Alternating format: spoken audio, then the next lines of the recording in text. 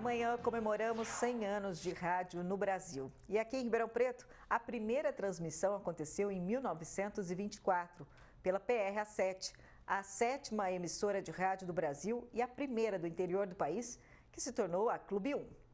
O rádio nasceu no Brasil oficialmente em 7 de setembro de 1922, durante as comemorações do centenário da independência do país. Edgar Roquete Pinto, um médico entusiasmado com a possibilidade de transmissões à distância e sem fio, foi o precursor do rádio como instrumento para difundir a educação e a cultura.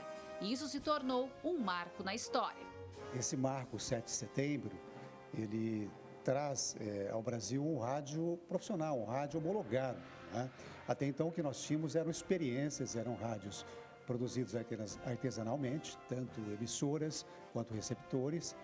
E o Roquete Pinto percebeu na exposição do Rio de Janeiro, da empresa Westinghouse, ele percebeu o rádio como um meio de cultura e educação, tá?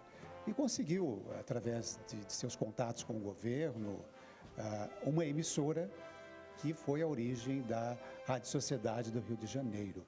2 anos depois, em 1924, surgia a PRA7, que significa prefixo radiofônico, e o número 7, porque foi a 7ª emissora de rádio do Brasil, a primeira do interior do país, fora de capitais, a primeira do interior de São Paulo e de Ribeirão Preto. 1924. Empresários se reúnem em torno de um microfone. O clube se formava, a população ouvia e aclamava. E a maior parte dessa história se deve aos irmãos Pisani, José Inácio e Paulo, que adquiriram a PRA7 em 1980, quando naquela época já tinha uma frequência de FM com ela e se chamava Rádio Clube de Ribeirão Preto Limitada. A PRA7 tem a chave do sucesso. E eles tiveram o grande mérito de souberam conduzir o Sistema Clube, todas as emissoras do sistema, para esse caminho, o caminho da inovação, o caminho da transformação e o caminho da conexão com cada vez mais pessoas. E a prova de que tudo isso é verdade é o Sistema Clube como ele é hoje. Tudo que a gente consegue enxergar aqui dentro, tudo que o ouvinte ou o telespectador consegue receber em casa, no trabalho, ou seja, por meio das emissoras, isso tudo prova que eles estavam certos e que eles tinham já uma visão extremamente importante e apurada. Hoje o Sistema Clube de Comunicação conta com 7 rádios, uma emissora de TV e o núcleo de geração de eventos esportivos, que transmite jogos para redes nacionais e internacionais. Um personagem importante nessa história toda, que participou do nascimento da PRA7 antes da chegada dos irmãos Pisani, é o seu Demétrio. Ele foi auxiliar de escritório da rádio, chegou a se aventurar como repórter esportivo e depois se tornou sócio do Sistema Clube. E em 1976, quando foi colocado no ar a primeira FM de Ribeirão Preto, eu fui o primeiro programador da FM. Depois veio o Guto, depois veio o Luiz Alfredo Vilela, que continuaram esse trabalho, mas eu fui o primeiro programador de FM. Mas a partir daí eu me formei em contabilidade e quando o Tiziano adquire a emissora, ele me eleva a condição de contador, né? Eu assumo a posição de contador, aí depois me formei em administração de empresas, pós-graduação, e na chegada dos irmãos Pisani me convidaram a fazer parte da sociedade. E aí, nesse momento que eu assumo essa condição, eu empenhei minha vida também nisso, né?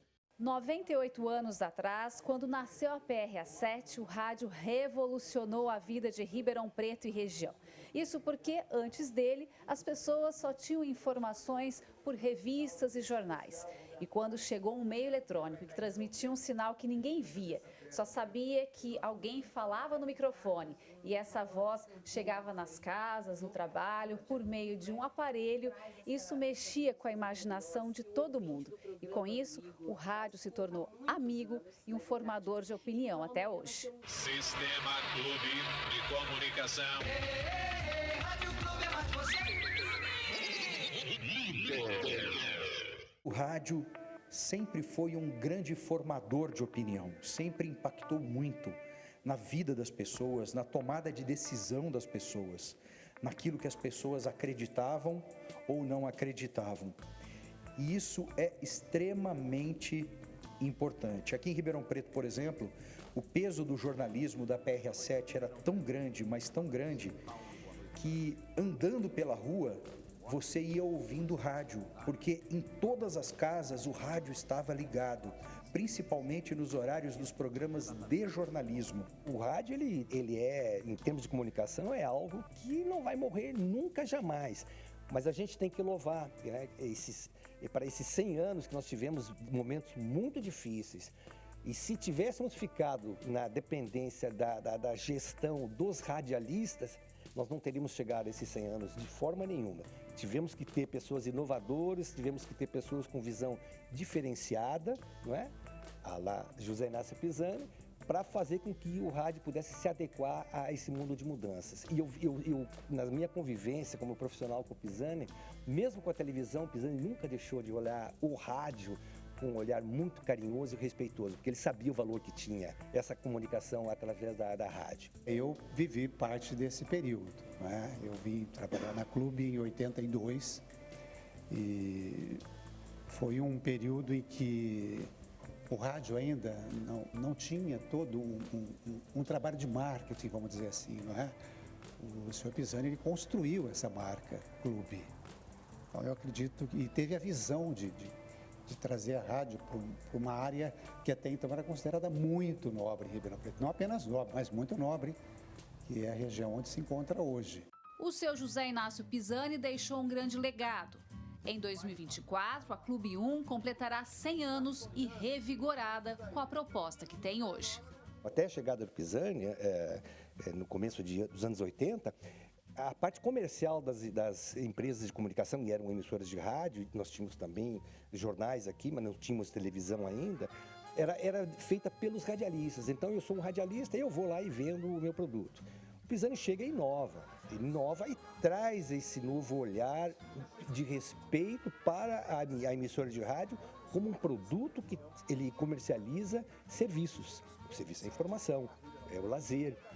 E esse foi o grande diferencial, o grande salto que se deu a partir daí, aí todo mundo começou a imitar o Pisani, né? O Pisani, com a sua inteligência e com o seu irmão Paulo, ele trouxe de uma experiência de multinacional, ele veio para Ribeirão Preto a partir de 80, pensando em construir uma emissora de comunicação. Essa era a ideia dele, e eu acompanhei tudo isso desde o início. Essa ideia dele fluiu, porque ele empenhou toda a sua vida, eles empenharam toda a vida deles em cima dessa empresa, tornando ela realmente o que ela é hoje. Então, o Pisani, ele é referenciado, ele tem uma participação muito importante na radiodifusão brasileira, quando o presidente da ESP, da ABERT, ele teve uma participação super importante em todas as situações, em todos os momentos que a radiodifusão precisou, ele estava presente. Estamos iniciando através dos microfones da Rádio Clube de Ribeirão Preto mais um programa da série Quem é que não sente saudade? Gislene Lopes para o Jornal da Clube.